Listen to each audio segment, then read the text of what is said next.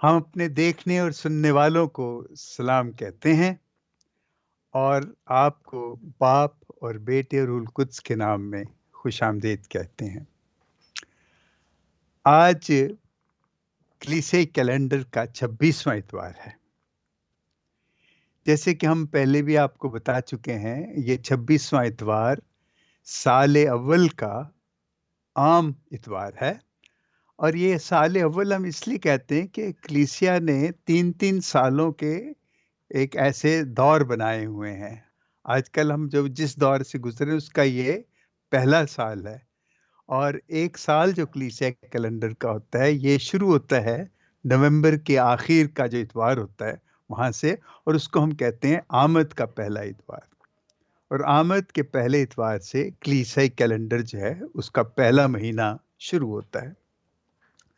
اور جیسے کہ آپ جانتے ہیں کہ یہ عام اتوار ہے، اور آپ اب ماس پہ دیکھیں گے کہ وہاں پہ التار پہ بھی سبز رنگ کے کپڑے ہوں گے، اور فادر صاحب نے بھی جو لباس پہنا ہوگا وہ بھی سبز رنگ کا ہوگا، اور یہ جو عام اتوار ہیں یہ سبز رنگ کو ہی ظاہر کرتے ہیں، اور یا سبز رنگ جو ہے عام اتواروں کو ظاہر کرتا ہے۔ اور اس کے بعد یہ ہے کہ آج جو ہم تلاوت کریں گے وہ بھی بڑی خوبصورت تلاوت ہے، اور ہمارے سب کے لیے بہت بڑا چیلنج ہے۔ اور بیشتر اس سے کہ میں آپ کو کہوں کہ ہم شروع کرتے ہیں، بہتر ہے آپ اپنی بائبلز جو ہیں وہ لے آئیں اور میرے ساتھ دیکھیں۔ اور جیسے میں نے آپ کو پہلے بھی کہا ہے کہ ہم ہمیشہ ہمارے 3 حوالے ہوتے ہیں، ایک پرانے عہد نامے میں سے، ایک خطوں میں سے، اور ایک زبور ہوتا ہے، اور پھر انجیل ہوتی ہے۔ تو آج کی جو پہلی تلاوت ہے وہ حزقیل نبی کا صحیفہ ہے، اس کا 18واں باب 25ویں آیت سے لے کے 28ویں آیت تک یہ پہلی تلاوت ہے۔ حزقیل 18واں باب 25ویں آیت سے 28ویں آیت تک، اور زبور 24 ہے جسے پڑھا جائے گا۔ اور دوسری تلاوت ہے پولس رسول کا خط فلپیوں کے نام، اس کا دوسرا باب پہلی آیت سے لے کے 11ویں آیت تک۔ پولس رسول کا خط فلپیوں کے نام، دوسرا باب پہلی آیت سے 11ویں آیت تک۔ اور انجیل جلیل ہے مقدس متی کے مطابق، اس کا 21واں باب 28ویں آیت سے 32ویں آیت تک۔ متی کی انجیل 21واں باب 28ویں آیت سے 32ویں آیت تک، اور اس میں یوں لکھا ہے: تمہارا کیا خیال ہے؟ ایک آدمی کے 2 بیٹے تھے۔ اس نے پہلے کے پاس جا کر کہا، بیٹا جا، آج پاکستان میں کام کر۔ اس نے جواب دے کر کہا، میں نہیں جاؤں گا، مگر پیچھے پچھتا کر گیا۔ اور دوسرے کے پاس جا کر اس نے اسی طرح کہا۔ اس نے جواب میں کہا، بصر و چشم جناب، مگر گیا نہیں۔ ان دونوں میں سے کون اپنے باپ کی مرضی بجا لایا؟ انہوں نے کہا کہ پہلا۔ یسوع نے ان سے کہا، میں تم سے سچ کہتا ہوں کہ محصل اور کسبیاں تم سے پہلے خدا کی بادشاہی میں داخل ہوتی ہیں، کیونکہ یوحنا راستی کی راہ سے تمہارے پاس آیا اور تم نے اس کا یقین نہ کیا، مگر محصلوں اور کسبیوں نے اس کا یقین کیا، اور تم یہ دیکھ کر بعد میں بھی نہ پچھتائے کہ تم اس کا یقین کر لیتے۔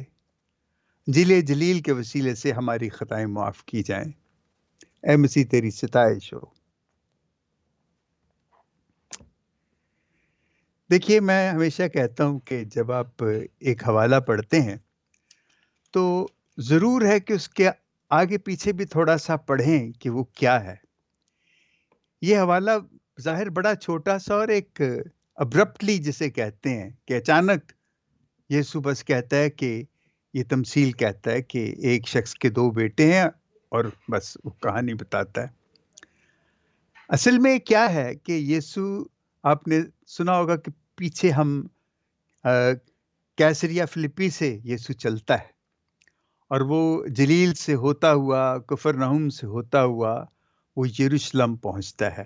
اب یہ یروشلم میں داخل ہو گیا ہے، اور آپ اندازہ کریں کہ کیسر فلپیا سے لے کے اور یروشلم، اس کا یہ فاصلہ 135 میل ہے، اور یسوع نے یہ 135 میل کا فاصلہ پیدل طے کیا ہے۔ اور کتنے دنوں میں کیا ہوگا یہ میں نہیں جانتا، لیکن یہ جو اس کا یسوع کا جو داخلہ ہے یروشلم میں، یہ بالکل عین اس وقت ہے کہ جب یہ عید فصح ہونے والی ہوتی، اس سے پہلے کا، کہ جب وہ داخل ہوتا ہے اور پھر وہ گدھے پہ سوار ہو کے آتا ہے، تو بڑا وہاں پہ ڈالیاں بچھائی جاتی ہیں اور بڑا شور ہوتا ہے۔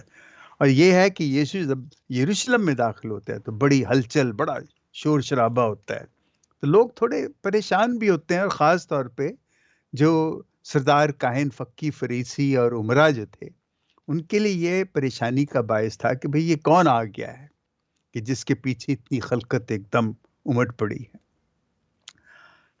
تو اس نے آ کے تو ہیکل میں آ کے اس نے تعلیم دینا شروع کی، اور جس طریقے سے وہ تعلیم دیتا تھا، وہ آپ کو پتہ ہے کہ یسوع بڑے اختیار سے تعلیم دیتا تھا، اور سننے والے بھی متاثر ہوتے تھے، اور جو یہ بڑے بڑے مذہب کے جو ٹھیکیدار تھے، جو مذہب کا ماہر اپنے آپ کو سمجھتے تھے، وہ بھی بڑے حیران ہوتے تھے، لیکن وہ اس سے ڈرتے بھی تھے اور اسے مارنا بھی چاہتے تھے، لیکن لوگوں سے بھی ڈرتے تھے۔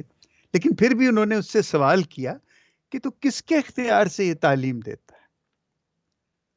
یہ میں اس لیے آپ کو یہ بات بتا رہا ہوں کہ جو تمثیل جس پہ ہم بات کریں گے، یہ اس کا پس منظر ہے۔ وہ پوچھتے ہیں کہ تو کس کے اختیار سے تعلیم دیتا ہے؟ تو اس نے کہا اس کا جواب تو میں تمہیں دوں گا، لیکن پہلے مجھے یہ بتاؤ کہ یوحنا بپتسمہ دینے والا کس کے اختیار سے بپتسمہ دیتا تھا؟ اب وہ بڑے پریشان ہوئے کہ اگر وہ کہتے ہیں کہ وہ خدا کی طرف سے تھا، تو پھر انہوں نے اس کا یقین کیوں نہیں کیا؟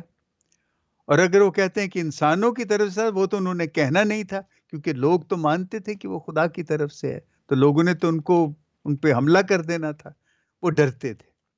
تو یسوع ان کو ذرا سمجھاتا ہے کہ تم جو بات مجھ سے پوچھ رہے ہو نا، پہلے یہ دیکھو کہ کیوں تمہیں سمجھ نہیں آئی اس بات کی کہ وہ کس کی طرف سے آیا تھا، اور تمہیں پتہ بھی ہے لیکن تم بتانا نہیں چاہتے۔ تو پھر اس نے یہ تمثیل کہی کہ ایک آدمی کے دو بیٹے تھے، ایک سے کہا اس نے کہ جا، اس نے کہا جی میں نہیں جاؤں گا، لیکن وہ پھر پچھتایا اور چلا گیا۔ دوسرے سے اس نے جا کر کہا کہ بھی پاکستان جا، اس نے کہا جی میں حضور ابھی جاتا ہوں، اور وہ نہیں گیا۔ تو پھر ان سے سوال پوچھتے، بتاؤ ان دونوں میں سے کون بہتر ہے؟ تو وہ جھٹ سے بولے کہ جی وہ جو پہلے والا تھا، یعنی پہلے والا جو پچھتایا تھا۔ اب یسوع ان کو یہی بتانا چاہتا ہے کہ میں جس کے اختیار سے تعلیم دیتا ہوں، تو مجھ پہ نہ تو تم نے یوحنا بپتسمہ دینے والے کا یقین کیا، اور نہ تم میرا یقین کرتے ہو، لیکن وہ کہتا ہے کہ تم دیکھ لینا کہ یہ جو محصول لینے والے اور یہ جو کسبی عورتیں ہیں، بری عورتیں ہیں، اور اس طرح کے جو بہت سے لوگ ہیں جو توبہ کرتے ہیں، جنہوں نے یوحنا کے بپتسمے کو بھی مانا، اور جو میری باتیں بھی سمجھ رہے ہیں اور میرے ساتھ بھی آنا چاہتے ہیں، یہ وہ لوگ ہیں جو خدا کی بادشاہی میں جانا چاہیں گے۔ اور تم لوگ جو جانتے ہو، اب وہ کیسے جانتے تھے؟ وہ اس طرح جانتے تھے کہ دیکھیں یہ جو فقی، فریسی اور یہ سب جو ہیکل سے جڑے ہوئے لوگ تھے، جو سردار کاہن اور یہ سب تھے، یہ صحیفوں سے، شریعت سے اور موسوی شریعت سے بڑی اچھی طرح جانتے تھے، اور نبیوں کے وہ صحیفے جن میں بار بار یسوع کے آنے کا ذکر تھا، اور یہ بھی ذکر تھا کہ کب وہ آئے گا اور کس حالت میں آئے گا، وہ ساری چیزیں عیاں تھیں، اور وہ اس سے ان کو سمجھنا نہیں چاہتے تھے، کیونکہ وہ تو یسوع کی طرف اشارہ کرتی تھی، اور یہ وہ بات ماننا نہیں چاہتے تھے۔ دیکھیں، یہ تو بات ہو گئی اپنی جگہ، انہوں نے جو کچھ کیا، پھر اس کے بعد یسوع کے ساتھ جو انہوں نے کیا، وہ وہ ہم بھی سب پڑھتے ہیں، ہم جانتے ہیں کہ کیا ہوا۔ لیکن اصل بات تو یہ ہے کہ یہ تمثیل جو ہے، یہ میرے آپ کے لیے کیا ہے، ہمارے لیے اس میں کیا ہے؟ ہم کس کے کون سے والے بیٹے کی مانند ہے؟ ہم جھٹ کہیں گے کہ جی पहले वाले बेटे की मानंद है कि जो पछताए हैं और बस हम पाकिस्तान चले गए। तो मैं तो ये पूछना चाहता हूँ, किस पाकिस्तान में गए हैं? हमने क्या किया है पछता के? हम यही करते हैं कि जी हम यीशु पे ईमान रखते हैं, हम यीशु को निजात दहिंदा मानते हैं, वो हमारे लिए मुआ, हमारे लिए सलीब चढ़ा और ये तमाम चीज़ें हम दिल से मानते हैं। मान लेना तो अपनी जगह एक बड़ी अच्छी बात है, लेकिन उस मानने के बाद जो करना है, उसकी तरफ भी तो कोई ध्यान देना चाहिए। अगर कुछ किया नहीं जाता, तो वो सब मान लेना तो एक बेकार सी चीज़ है। अब देखिए हम क्या कर सकते हैं? यीशु का क्या झगड़ा था इन इन लोगों के साथ? यीशु का झगड़ा था, आप ये देखिए कि यीशु ने जब यीशु आता है, तो उसने क्या कहा कि रुए खुदावन मुझ पर है, इसलिए उसने मुझे मसा किया कि मस्कीनों को खुशखबरी दूं। उसने मुझे इसलिए भेजा है कि कैदियों को रिहाई और अंधों को बिनाए और कुचले हुओं को आज़ादी बख्शूं और खुदावन के साले मकबूल को मुश्तहिर करूं। ये तो बड़ी मुश्किल बातें यीशु ने की हैं। अगर हम उसको मानते तो यही सब कुछ हमें करना है। देखिए, आप शायद बुरा मानेंगे, लेकिन मैं अपने लिए कहता हूँ, मैं अपना मुल्क छोड़ के आ गया, ये समझ के कि यहाँ आसाइशें हैं, यहाँ आराम है और है, यहाँ पे तहफ़्फ़ुज़ भी है, सब कुछ है। लेकिन मेरे वो भाई-बहन जो पीछे रह गए, जो आज भी इस्तेसाल का शिकार हैं, आज भी वो बेचारे बेइंसाफ़ी का शिकार हैं, गरीब हैं, बेकस हैं, बगैर रोज़गार के हैं, वो तो वहीं पे हैं। मैं यहाँ आके खुदा की वो सारी बातें मान रहा हूँ, जान रहा हूँ, उन पे ईमान रख रहा हूँ, लेकिन और फिर मैं क्या करता हूँ? चलें, मैं कुछ करने लगता हूँ, तो वो फिर मैं जाता हूँ अपने दोस्तों के पास, उनसे मिल के कहता हूँ कि यार फलाँ जगह एक स्कूल है, उसके लिए कुछ चंदा इकट्ठा करो, हम उसको दें। वो सारे चंदा इकट्ठा करके देते हैं, मैं भेज देता हूँ और समझता हूँ कि बस हमने बड़ा काम कर लिया। लेकिन असल चीज़ तो वही कि वो तो कल फिर भूखे हो जाएँगे।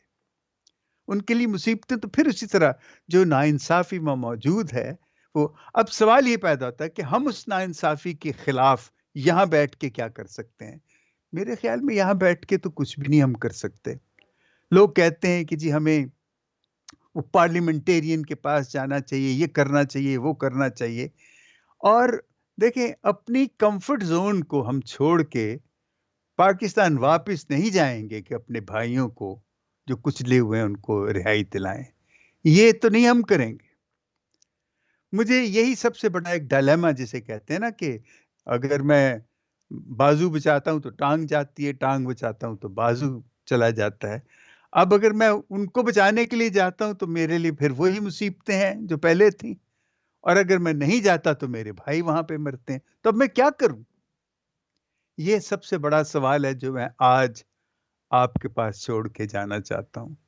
देखें, ये मैं इसलिए कह रहा हूँ कि यीशु ने उस बराबरी को, उस नाइंसाफ़ी को ख़त्म करने के लिए क्या किया?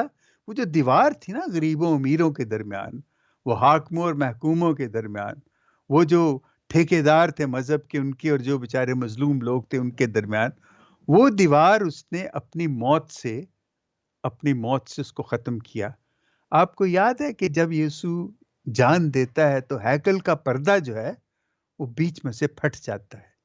ये वो इलामत है कि वो पर्दा जो था ना, वो एक दीवार थी कि उसके पार जो है सिर्फ़ सरदार काहिन जा सकता था, आम लोग नहीं जा सकते थे। उस पर्दे का फटना ये है कि अब आम लोग भी जा सकते हैं, कि खुदा के साथ जो हमारा रिश्ता टूट गया था, आम लोगों का रिश्ता टूट गया था, यीशु ने अपनी मौत से उस रिश्ते को फिर बरकरार किया, सिरे-नौ उसको बनाया। और जब वो बनता है और वो रिश्ता काहे का है, वही सच मोहब्बत, इंसाफ, आज़ादी, सुलह का, एक अमन का, एक सुकून का रिश्ता है। और उस रिश्ते को कायम करने के लिए देखें, यीशु को तो मरना पड़ा, तभी वो रिश्ता कायम हुआ। ये तो बहुत बड़ी कीमत है जो और हमारे हम स मैं अपना कहता हूँ कि मैं वो कीमत शायद नहीं दे सकूँगा।